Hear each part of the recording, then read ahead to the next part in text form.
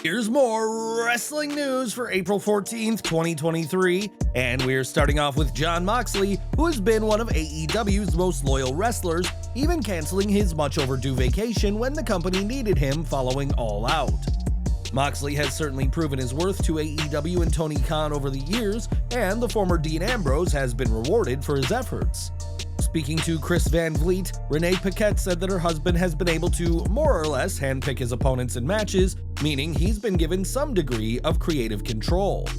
Paquette didn't say whether Moxley is able to decide if he wins matches or not, but he has been part of some of the promotion's biggest feuds, and expect to see much more of the Blackpool Combat Club now that they're feuding with the Elite. Both in and out of WWE, Mercedes Mone has proven herself to be quite the star, but recently the IWGP Women's Champion made quite the comparison to an even bigger one. During a recent promo, Mone called herself a rock star and gave a quick guitar performance, and after a fan called her the female Dean Ambrose, Mone responded on social media that she's more like the female Rock. On Twitter, numerous fans dragged Mone's assertion of herself and rejected the idea that she is, or will ever be close to, being on the same level as the Brahma Bull. Some did suggest that with Mone branching out into acting, it's possible that she could become a name similar to The Rock, but added that if this happens, it won't be for a very, very long time. It's worth mentioning that Mone is a heel, and her comment this week certainly got fans mad at her, and the IWGP Women's Champion is certainly not shy on confidence, just like the People's Champion. At WrestleMania 39, Charlotte Flair lost the SmackDown Women's Championship to Rhea Ripley and hasn't been seen on WWE programming since. While Ripley was on last week's SmackDown, Flair did not appear, and it has been reported that she will be taking a break from WWE to focus on the world of bodybuilding. Given that Flair spent much of 2022 away from WWE, fans are curious as to how long she'll be away this time, and we have now found our answer. In promotional material for SummerSlam, the poster for the show features plenty of superstars fans can expect to see, and Flair has made it onto the poster. There's no confirmation as to who Flair will be facing at the show, though we do know that she won't be stepping in the ring with either Becky Lynch or Trish Stratus, who are rumored to face each other this August. Given that Flair has yet to have a rematch against Ripley, it's entirely possible WWE could revisit that feud this summer. And who do you want to see face Flair when she returns later this year? When Trish Stratus turned heel on this week's Raw, fans were shocked to see her attack Becky Lynch, but should they have been surprised? It turns out that the answer is no, as in an interview last July, Stratus spoke with Bill Apter and said that Lynch was acting out of line. Trish said in the interview that she even intended to take advantage of that, adding that she will slip in there and beat her, so the Canadian legend has been planting the seeds for their feud.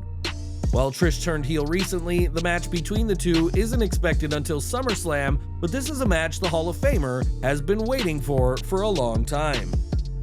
We've got some unfortunate news from Impact Wrestling now, as a new champion will be decided at an upcoming event, but under the worst of circumstances. On the latest episode of Impact TV, Mickie James revealed that due to a rib injury, she is not cleared to compete and has had to vacate the Knockouts Championship. Had James been cleared to compete at the upcoming Rebellion event, she would have defended against Jordynne Grace and Deonna Purrazzo, but the two now will face in singles action for the vacant gold. James left her hat in the ring as well, which has led some to believing that this is her retirement, and with the Impact World title also being vacated recently, the landscape of the company will look very different after Rebellion. Earlier this year, it was reported that WWE are hopeful to sign Kenny Omega, despite him being an EVP of AEW. It was at Full Gear 2022 that Omega returned from his suspension after spending much of 2022 out with injuries, and recently it was believed that he had signed a new deal with AEW. In an interview this month, Conan said that he didn't book Omega for a recent AAA event as he was negotiating with AEW at the time, but there's now been an update on his situation. On Wrestling Observer Radio, Dave Meltzer revealed that Omega has in fact not signed a new contract with AEW, but is instead working under an extension of his previous deal. Omega's contract was extended due to his time away due to various injuries, and it is believed that this deal will expire by the end of this year. The last time AEW allowed a top names deal to expire, Cody Rhodes joined WWE.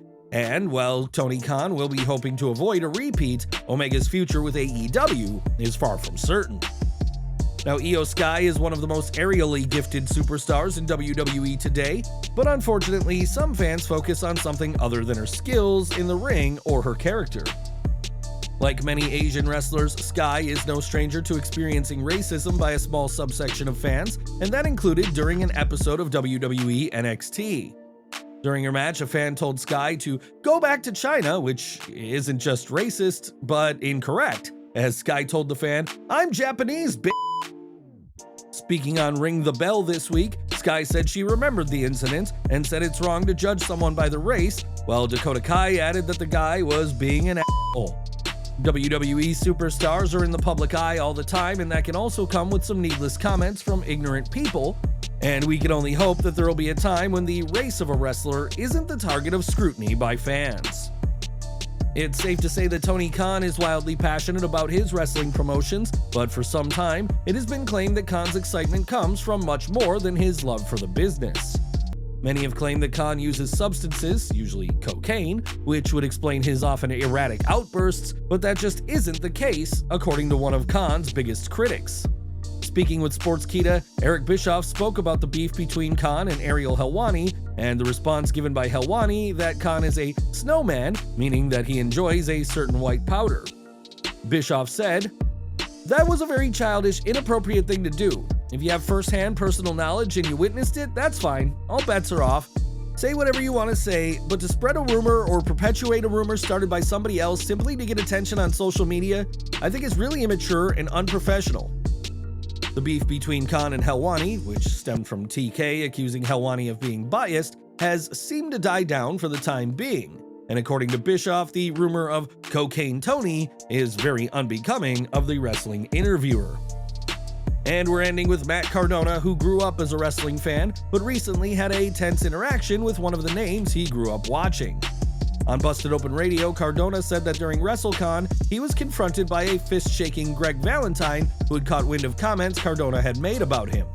The comments in question were about Matt spending thousands on a Valentine figure, and Cardona said he only wanted it because it was rare and not because it was Greg Valentine. On the show, Cardona said that he told Greg he holds no ill will towards the Hammer, but he hardly grew up wanting to be the third member of Rhythm and Blues, and the two were able to resolve the matter peacefully. Brian Myers, who was also on the show, said he thought that Valentine was going to take a swing at Cardona, but thankfully that didn't happen, and Matt even got a picture with the legend to remember this unforgettable exchange.